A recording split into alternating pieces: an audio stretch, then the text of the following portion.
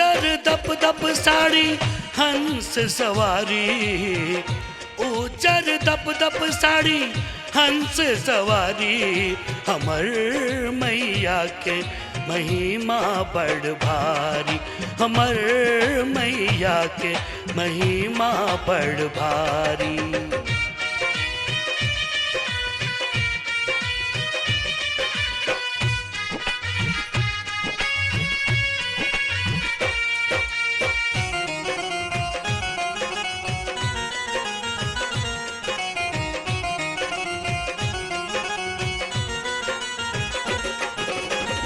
पंचमी तिथि मधुमास वसंतक, माघ शुक्ल शुभ दिन आनंदक।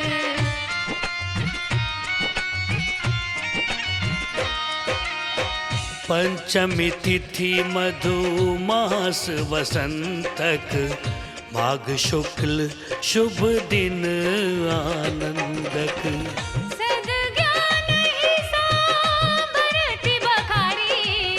सुभग ज्ञान सोमा भरति बखारी, हमर मैया के महिमा बड़ भारी, हमर मैया के महिमा बड़ भारी।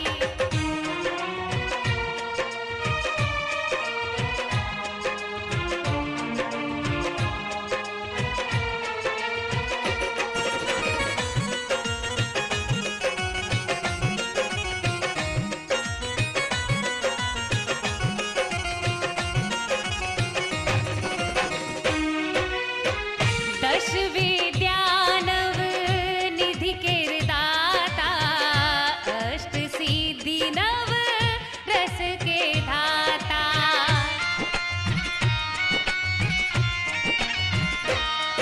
ओ दश विद्या नव निधि केर दाता, अष्ट सिद्धि नव रस के धाता।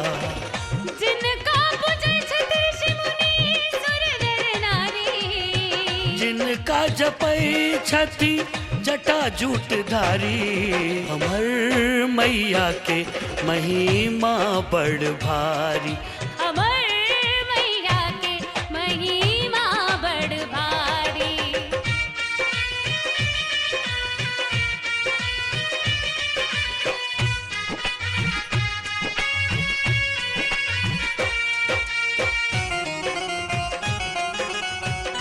अब नेक्स्ट सुन रहे जी एम प्रोडक्शन की प्रस्तुति।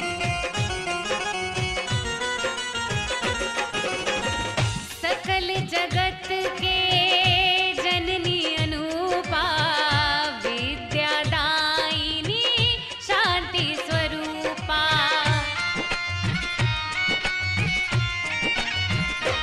हो सकल जगत के जननी अनूपा, विद्यादायिनी शांति स्वरूपा।